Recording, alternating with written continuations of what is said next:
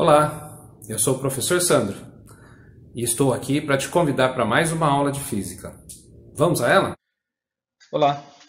A nossa aula de hoje fala sobre a temperatura e as escalas termométricas. Nós veremos como medir a temperatura, como estabelecer padrões de medidas de temperatura, que são as escalas, e a conversão entre as escalas, como faremos essas conversões.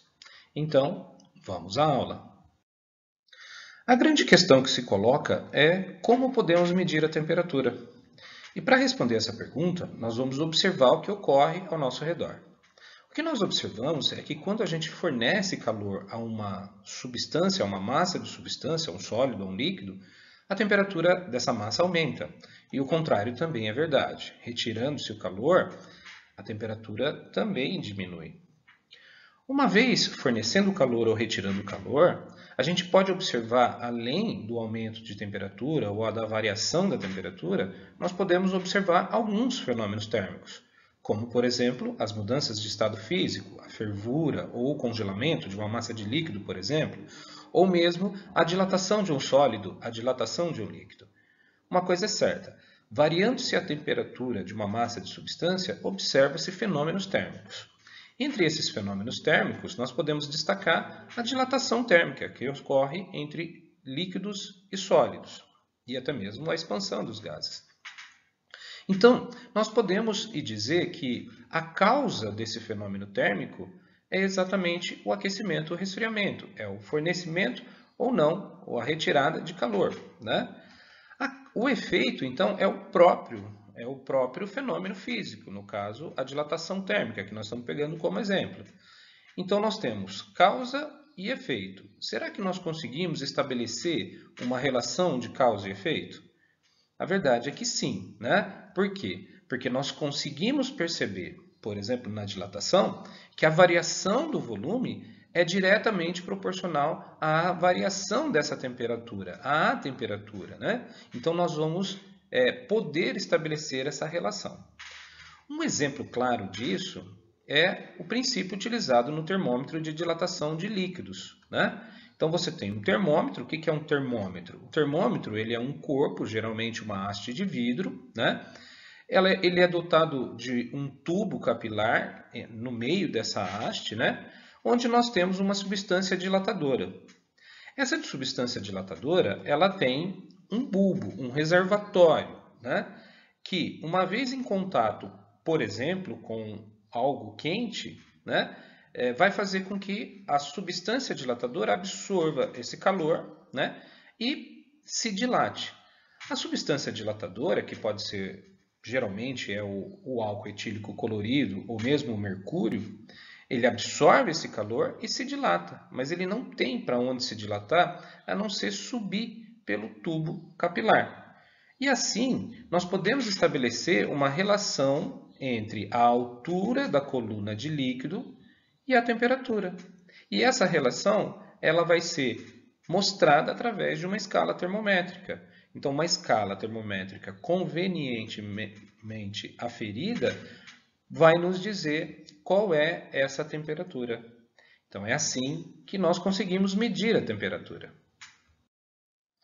Um segundo exemplo é baseado no mesmo raciocínio, né? Como podemos medir a temperatura? Através da observação, né? Fornecendo calor e retirando o calor. A gente observa que a temperatura varia, né? Para mais ou para menos. Só que agora vamos ver um outro fenômeno, que no caso é a expansão ou a contração de uma massa de gás, né? Observe que o raciocínio continua idêntico.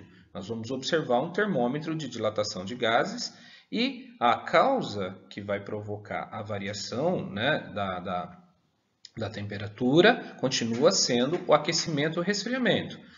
O efeito continua sendo a expansão, a dilatação térmica, né, que é a expansão ou a contração do gás, e nós podemos então, de novo, estabelecer uma relação de causa e efeito. Só que agora a relação de causa e efeito muda, porque agora a variável que varia com a pressão é outra, né? É a pressão. Então, nós temos que a variação de pressão é diretamente proporcional à variação da temperatura, né? Ou à temperatura. Então, para isso, vamos entender o que acontece aqui nesse exemplo, né? Esse exemplo mostra um êmbolo dotado de uma mola, né? E disposto num tubo que contém um gás. Esse dispositivo é muito utilizado em ambientes industriais, onde em alguns processos sejam necessários controlar pressão e temperatura, né? Então nós sabemos que uma vez aquecendo essa massa de gás vai aumentar a pressão sobre as paredes desse tubo, né? Então esse dispositivo vai experimentar uma força, né? Então o gás forçará esse dispositivo, né, que está ligado a um eixo, e ele indicará na escala qual é o aumento de pressão. Mas o aumento da pressão está relacionado ao aumento da temperatura. Então, nós podemos medir pressão e temperatura utilizando um dispositivo como esse.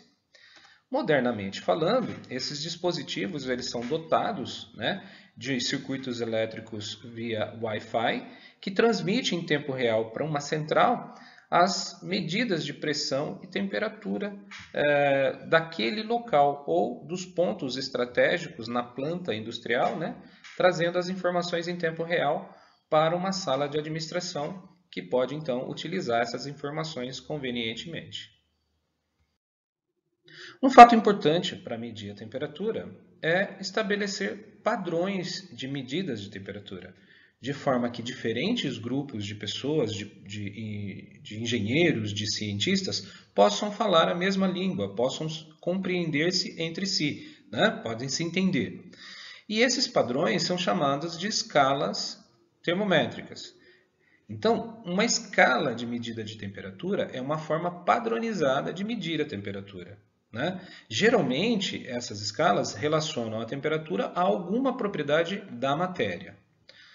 A escala mais comum, mais conhecida no mundo, é a escala Celsius. A escala Celsius foi proposta por Anders Celsius no século XVIII, né? E ela é uma escala muito simples. Ela estabelece como pontos de referência a temperatura de congelamento da água pura e a temperatura de ebulição da água pura. Mas essas medidas sendo feitas a 1 atm de pressão atmosfera, ao nível do mar, né? Então, a escala Celsius pressupõe 100 graus entre as temperaturas de referência, né? Sendo que passa a ser, então, uma escala relativa, porque ela compara, ela utiliza as propriedades da água para medir a temperatura. Uma segunda escala também bastante usada, principalmente em países de língua inglesa, é a escala Fahrenheit. Ela foi proposta por um estudioso, Daniel Fahrenheit, no século XVIII, né? E o Daniel Fahrenheit utilizou um sistema diferente para definir o seu padrão de medida, né? Então ele assumiu que a temperatura inferior, a temperatura de referência inferior, seria a temperatura de uma solução de amônia, gelo, né? E esse seria, então, a temperatura de referência mínima. E a temperatura de referência superior seria a temperatura média do corpo humano, né? Definiu-se a sua escala, 100 graus, entre essas temperaturas de referência. Mas, ao compararmos a escala do Fahrenheit, que foi definida de forma diferente, né, nós nos deparamos com a seguinte situação. A temperatura de congelamento da água pura, na escala Fahrenheit, é 32 graus Fahrenheit. Já a temperatura de ebulição da água pura, 212 graus Fahrenheit.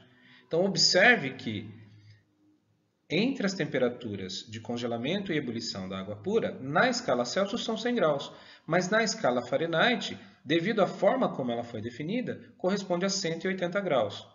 Com isso, nós podemos dizer que uma variação de temperatura de 1 grau Celsius corresponde a uma variação de temperatura de 1,8 graus Celsius.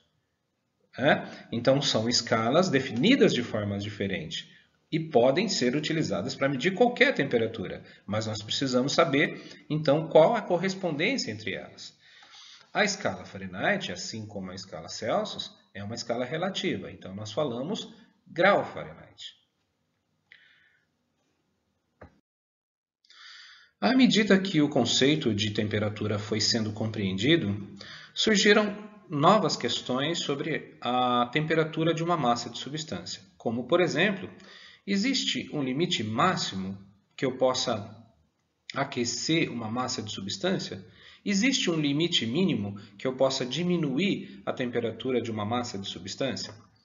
Em busca da resposta dessas questões, né, William Thomson, que mais tarde foi homenageado com o título de Lord e ficou conhecido como Lord Kelvin, provou, né, que existe sim um limite mínimo para a temperatura. Então, utilizando argumentos teóricos que mais tarde foram confirmados experimentalmente, existe um limite, uma temperatura mínima da qual não se consegue mais resfriar uma massa de substância, né? Lord Kelvin chamou essa temperatura de zero absoluto. E enquanto o limite máximo de temperatura não é conhecido, até então não se consegue provar que existe um limite máximo para a temperatura da massa de uma massa de substância. Então, surgiu a partir dessas ideias a escala Kelvin, ou também chamada de escala absoluta. Por que escala absoluta? Porque agora ela não é mais relativa a uma propriedade específica de uma substância, mas sim a um comportamento geral da matéria. Portanto, o conceito real de temperatura, né? Então, ela foi proposta por William Thomson, né, o Lord Kelvin, no século XIX. Ele mostrou que existe um limite mínimo para a temperatura e ele chamou essa temperatura de zero absoluto, né? Nesse zero absoluto, o estado de agitação dos átomos e moléculas é mínimo, então a energia, o estado energético é mínimo. Portanto, reconhecendo que a energia, a temperatura é efetivamente, realmente zero. E ele provou então que essa temperatura corresponde a menos 273,5 graus Celsius. Então não é possível ultrapassar baixar a temperaturas menores do que essa, né? Nenhuma massa de substância. Utilizando esse fato, né? O Kelvin propôs então uma escala absoluta, uma escala real, né, de temperaturas. Então, para efeito de comodidade, ele assumiu que 1 grau Celsius é igual a 1 Kelvin. Observe que Kelvin não se usa grau se usa para escalas relativas, né? E que o menos 273,15 corresponde ao zero da sua escala, o zero absoluto. Assim, ele construiu uma escala defasada em 273,15 graus em relação à escala Celsius, né? Então, a fórmula de conversão ficou muito simples, porque a temperatura aqui, indicada como T maiúsculo, a temperatura Kelvin, a temperatura absoluta, é a temperatura Celsius mais 273,15. Por comodidade, nós vamos tirar esse vírgula 15 e trabalhar com 273, mas esse é o valor correto. E lembrar que essa é uma escala absoluta, né? Uma escala real de temperatura, não é? Então, é isso. Uma vez definida as três escalas, o que nós precisamos é saber transitar entre elas, fazer a conversão de temperaturas entre essas escalas. E o método para fazer isso é comparar essas três escalas. Para isso, nós vamos colocar três eixos idênticos e vamos tomar aqui uma temperatura. Observe que essa linha tracejada representa uma temperatura. E essa temperatura ela tem correspondente nas três escalas. Então, a temperatura é a mesma, apesar de um número ser diferente. Por exemplo, a temperatura de congelamento da água pura é 0 na escala Celsius, é 32 na escala Fahrenheit e é 273 na escala Kelvin. Por que isso? Porque existe um zero absoluto, né? Então, o zero absoluto corresponde a menos 273,15 graus Celsius. Para efeito de simplificação, a gente colocou 273. E esse valor, na escala Kelvin, ele corresponde a zero, né? Então, como 1 Celsius é igual a 1 Kelvin, entre essas duas marcações existem 273 graus. Já na escala Fahrenheit, o zero absoluto corresponde a menos 459. Então, tomar cuidado, né, ao interpretar essas temperaturas. Ah, não existe temperatura menor que menos 273 graus. Graus Celsius. Porque em Fahrenheit esse valor corresponde a menos 459. Continuando, se nós pegarmos a temperatura de ebulição da água pura, nós vamos ter o quê? 100 graus na escala Celsius, 212 na escala Fahrenheit e 373 na escala Kelvin. Bom, agora nós podemos pensar numa temperatura e num método de conversão. Então imagine que eu tenho uma temperatura genérica, né? Essa temperatura, por exemplo, Tc, ela tem um correspondente Tf e ela tem um correspondente T em Kelvin. E como fazer a relação entre elas?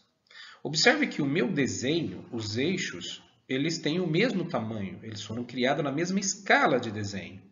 Então, as distâncias entre essas temperaturas, elas são iguais, né? Então, essa distância aqui, né? Ela é igual nas três escalas, enquanto essa distância maior, ela também é igual nas outras duas escalas. Então, os três comprimentos menores são iguais entre si, e os três comprimentos maiores são iguais entre si.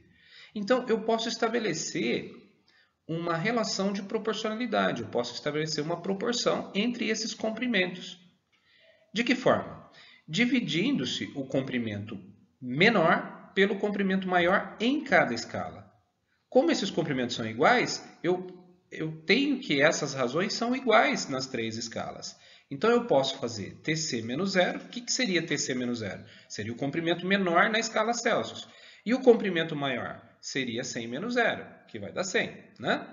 Já na escala Fahrenheit, fica Tf menos 32, o menor. E o maior, 212 menos 32. Já na escala Kelvin, nós teríamos T menos 273 e 373 menos 273. Por que eu estou igualando essas divisões? Porque eles são iguais. Os três comprimentos maiores são iguais, os três comprimentos menores são iguais. Então, a razão entre esses comprimentos é igual nas três escalas.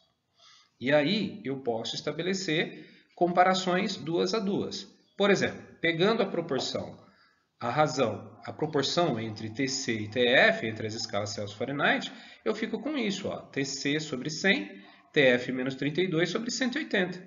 Simplificando um pouco essa expressão, eu obtenho a relação que eu quero, que é a relação Celsius-Fahrenheit. Então, Tc sobre 5 é Tf menos 32 sobre 9. Essa fórmula me permite calcular temperaturas entre a escala Celsius e a Fahrenheit. É essa relação que existe. Da mesma forma, se eu pegar a relação entre Fahrenheit e Kelvin, eu terei essa relação, né? T menos 273 sobre 5, Tf menos 32 sobre 9. Já a relação Celsius-Kelvin é mais simples, né? Porque uma escala está defasada em relação à outra em 273. Então, a temperatura Kelvin é a temperatura Celsius mais 273. E, ao contrário, a temperatura Celsius é a temperatura Kelvin menos 273. Então, vamos fazer um exercício. Primeiro exemplo fala sobre converter 25 graus Celsius em graus Fahrenheit. Como fazê-lo? Usando a relação que nós definimos no slide passado. Então, pegando a fórmula Tc sobre 5, Tf menos 32 sobre 9, eu vou substituir no lugar do Tc o 25. Então, vai ficar 25 sobre 5, Tf menos 32 sobre 9. Vou passar o 9 multiplicando, né? Então, lembrando que 25 dividido por 5 dá 5. O 9 passa multiplicando, então eu terei 45. O 32 passa somando, e nós vamos chegar à conclusão de que os 25 graus Celsius corresponde a 77 graus Fahrenheit. Um segundo caso é converter 122 graus Fahrenheit em Celsius. Eu vou usar a mesma relação, né? Tc sobre 5, Tf menos 32 sobre 9. Só que agora eu vou substituir o Tf, porque eu tenho uma temperatura em Fahrenheit. Então fica Tc sobre 5 é igual a 122 menos 32 sobre 9. Né? Fazendo a conta, 122 menos 32 dá 90. Né? 90 dividido por 9 vai dar 10. Passo 5 multiplicando e eu tenho que a temperatura Tc é igual a 50 graus Celsius. Então, 122 graus Fahrenheit corresponde a 50 graus Celsius. E por fim, eu tenho uma temperatura em Kelvin, 320 Kelvin, quero converter para graus Celsius. Então, o que eu faço? Pego a fórmula conveniente, né? Se eu quero Tc, então eu vou direto na fórmula de Tc. Então, Tc é igual a T menos 273. Então, T vale 320 menos 273, isso dá 47 graus Celsius. Então, 320 Kelvin corresponde a 47 graus Celsius. Vamos a dois outros exemplos, né? No primeiro exemplo, nós temos o seguinte texto. Existe uma temperatura na qual um termômetro Celsius e um termômetro Fahrenheit marcam o mesmo valor. Qual é essa temperatura? Então, ele quer saber o seguinte, o mesmo valor é indicado nos dois termômetros. Que temperatura é essa? Então, a gente usa a fórmula que a gente definiu, a relação Celsius-Fahrenheit. Então, Tc sobre 5 é igual a Tf sobre menos 32 sobre 9. Como essa temperatura é igual, eu vou chamar ela simplesmente de T e descobrir qual é essa temperatura. Então, eu substituí T. E agora, eu vou multiplicar cruzado, né? Então, o 9 passa multiplicando o T e o 5 passa multiplicando o T menos 32. Né? Observe que ali o 5 multiplica as duas parcelas da subtração. Fazendo essa conta, isolando o T, eu vou passar o 5 subtraindo, isolando o T, né? E 5 vezes 32 dá menos 160. Então, nós vamos chegar à conclusão de que 4T igual a menos 160. O 4 passa dividindo e nós chegamos, então, à conclusão que na temperatura de menos 40, né, os dois termômetros indicam a mesma temperatura. Então, quando a temperatura for menos 40 graus Celsius, a indicação no termômetro em Fahrenheit também será menos 40. Então, a menos 40, os dois termômetros indicam a mesma temperatura. Tá? E o segundo exemplo, ele fala o seguinte. Na figura deste problema, mostramos um termômetro R, calibrado na escala Réaumur, que foi muito usada na França no século XVIII, e outro termômetro na conhecida escala Celsius. Determine uma expressão que nos permita converter uma temperatura qualquer TR, na escala Réaumur, em uma escala TC, na escala Celsius. Né? Então, ele quer a relação. E qual é a temperatura Celsius que corresponde a 20 graus R? Então, olhando para o desenho, nós temos exatamente o nosso método de conversão. Né? Então, montando a proporção, nós teremos Tc menos 0 sobre 100, né? E Tr menos 0 sobre 80. Então, eu fiz o comprimento menor dividido pelo comprimento maior. O comprimento menor dividido pelo comprimento maior. Como em cima é Tc menos 0 e Tr menos 0, vai ficar Tc e Tr. Eu vou simplificar essa relação e aí eu tenho Tc sobre 5, Tr sobre 4. Né? Então, essa é a relação. Né? Nós já temos aí um finalmente. Né? E, se você preferir, né, a escala TR, né, eu isolo o TR, passo o 4 multiplicando, e nós temos que TR é igual a 4/5 de TC. Né? Essa é a relação. Aí, no item B, ele pede o seguinte, qual a temperatura Celsius correspondente a 20 R? Então, eu vou usar essa relação aqui. Né? Então, eu tenho 20 R e eu quero saber quanto que é em TC. Então, 20 graus R corresponde a quanto TC? Então, no lugar do TR, eu vou colocar 20, né? E 20 dividido por 4 dá 5.